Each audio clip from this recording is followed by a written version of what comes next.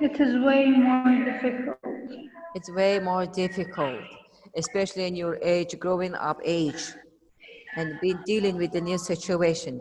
So based on that, what would you say it's difficult? What would Yeah, be difficult in this part? but but by time you'll like get used to it.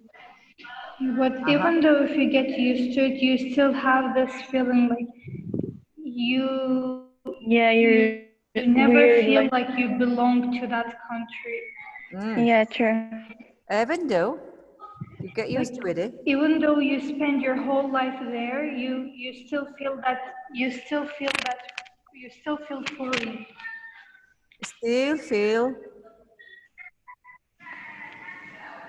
longing. Uh-uh. Still you will feel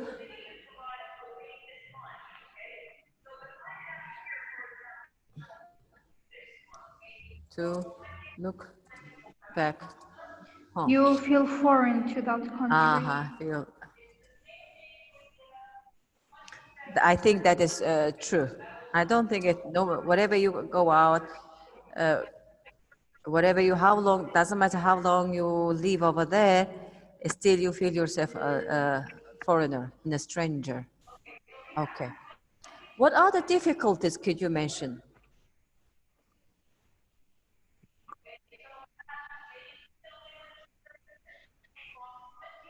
Yeah, like sometimes because you're a foreigner, the people around you, like, because they treat you as a foreigner, sometimes you feel unwanted in that country.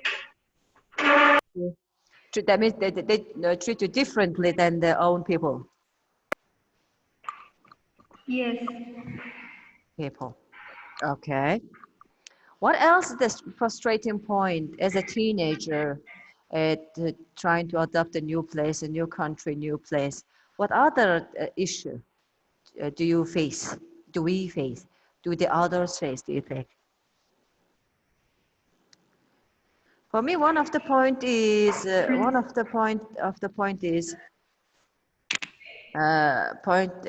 that our background. The background, this means that it makes a huge difference, huge gap or difference. Yes. Even the culture. And like the cultural difference. Cultural, yes, cultural custom. Like what is okay in my culture might not be okay in Yes, like, exactly. in this culture. So Uh-huh. To be not adopted. Okay. That is totally. and like one of the simplest Uh-huh. one of the simplest things is like the language difference. Thing is, yeah, exactly. Language difference. Language. Yeah. Okay. Sarah, have you ever been somewhere else like that you feel like isolated or you feel a stranger and you are different than the others? Have you ever felt that way? No, but I've studied abroad before. Okay. But I was so small. I didn't feel that way. That means you were totally 100% under protection of your parents, right? Yeah. Yeah. But as a teenager, as a growing up girl, you haven't. Yeah. No. Yeah, that's the difference. That's what I think they pointed out of the growing up in a different country, especially in the teenager time. I think it's very difficult that emotionally, at the same time, you know, that the same time, your age tells Yeah. a big story, tells a bigger story, I think. Because why? You are changing. We are changing. You are changing. Yeah. From child into adulthood. Adult. This is the transition time. It's a Is that right? bridge. And there is, again, the hormonal change, the stress, the way of thinking, and you're trying to grow out as an individual. Individual as your own. That means you're trying to find yourself, right? Who you are. Trying to find yourself, truly, truly who you are, and who you're going to be. Who you are going to be. Usually always whenever times comes a And I think transition. like the people who live in foreign countries, they make, excuse me? like these people, it's harder. When you live in a foreign country, it's harder to make decisions. For example, when you have your whole family next to you, like it's okay, you can make decisions easily.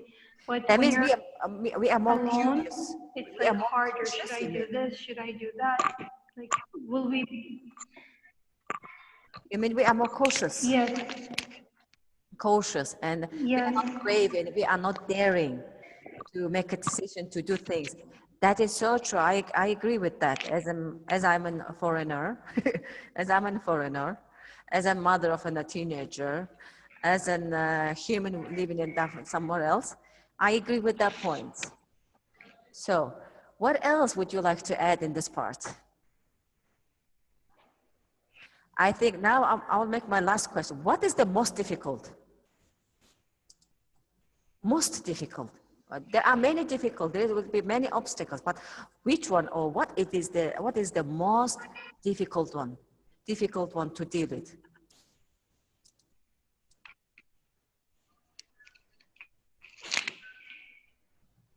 The people themselves. It's like too hard to find friends. Yeah, I think that. Uh-huh. I think that can be a good answer. The people. People themselves. I totally agree with you. Themselves. Usually, I find it hard. You know that when you talk about the people, I will talk about acceptance. Yeah. I would like to talk about acceptance. You need to be accepted in the community, in society, in the country, wherever you are, whatever you do, whatever you eat or drink, or dress up, you need to be accepted. If you're not accepted, the problem will be rise up intensively. Acceptance is, so I think it's one of the most difficult thing to deal with, to be accepted. Okay? Well, this is my opinion. What about you, Sophie?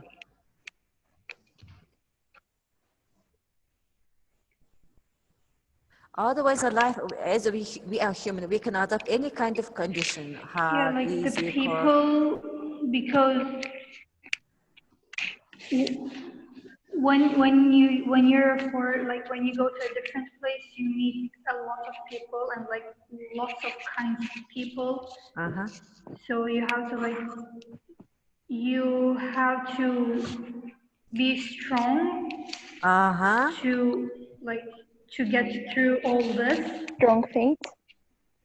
You need to be strong. Fight the people. Have to cope with. Okay, let me. Like if you're weak, you're not strong enough, these people can just crush you. They can crush you down and you would lose all hope. They can break you down easily. And they can let you feel vulnerable. They can make you feel like nothing sometimes, you know? The dealing with the human is the most difficult thing. I think I totally agree with those ideas. Okay, so shall we move on to our lesson now, to a story now, okay? Here is our story for one teenager. Here. Okay. This is a fictional story, fiction. The young one, Korean, she's the Korean. Isn't our lesson almost over? Yeah. Okay, we have a 2 lesson this time. This lesson, we have a 2 lesson. So we will try to squeeze as much as we can. So Youngju is a teenager who immigrated from Korea to America with her parents when she was young. So, but as a child, she thought they were on the way to heaven. But as she grows up, the difficulties become more apparent. So she finds that the cultural divide between the life at home and school increasingly difficult to cope with. So here she's trying to persuade her mother to allow her to go to her best friend's party on the beach. This is our story, okay? So we're going to read the first part of the story, and then one lesson ends, and next lesson we're going to continue after the break, okay? Okay, here. Becoming too American. It is Amanda. It is, hold on.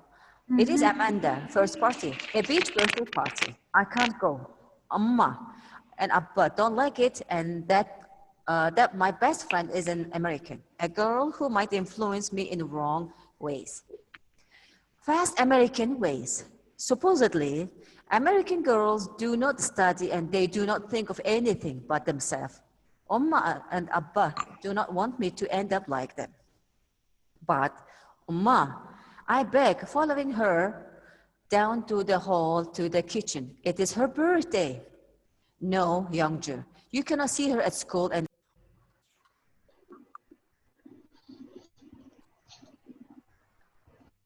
okay, give her a gift at school. A gift then, but you don't need to go to the beach with her. Why? I ask and slam my body onto a chair. Why, Amma? What is wrong with the going to the beach? Always. Why with you? Do not let your Abba hear those kinds of words. Already he has been complaining that you ask too many questions. Youngju, we will go to the beach another time, Amma says. She pulls some scallions out of the refrigerator and rinses them off in the sink. That's not the same, I cry. Amanda needs me at the party. I'm her best friend. As Umma carries her scallions to the cutting board near the sieve, she gives me a narrow-eyed glance. This is a sore subject. I change my tactic. Umma, Amanda has been so nice to me. When I missed school from that cold, she gave me all her notes from the class.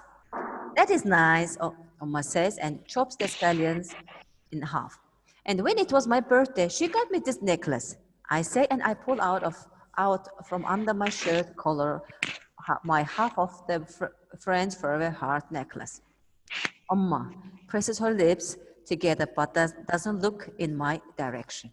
She lines up the halves of the scallions and starts to chop. Fine slivers of the green and white circles cover the cutting board. I slam in my seat and say, and when I didn't have any lunch money, she let me borrow some from her. What? Oma stops chopping in mid-motion, knife raised in the air. In the air. Nothing, I quickly say. What did you say, Youngju? Oma waves the knife in the air. I scratch my cheek, look up at the ceiling and sigh. When I didn't have any lunch money and we ran out of bread last week, Amanda let me borrow some money. Youngju, how could you do this? Oma cries, putting down the knife. You took money from Amanda? Ma asks. Yes, I say. She's my friend. She said I could borrow it. Now you are obliged to her. Oma leans her hip against the counter. I'm not obliged to her, Amma. I'm going to pay her back. Youngju, have I not taught you ever to take from others? Do not make yourself obliged to another person. Amma, she is my friend. I stand up and wave my arms in the air. This is America. In America, it is fine to borrow money from friends. Okay, so I think we're going to start the story here. And then we will continue the next lesson after the break. Okay, guys? Okay. Okay. Okay, see you. See you.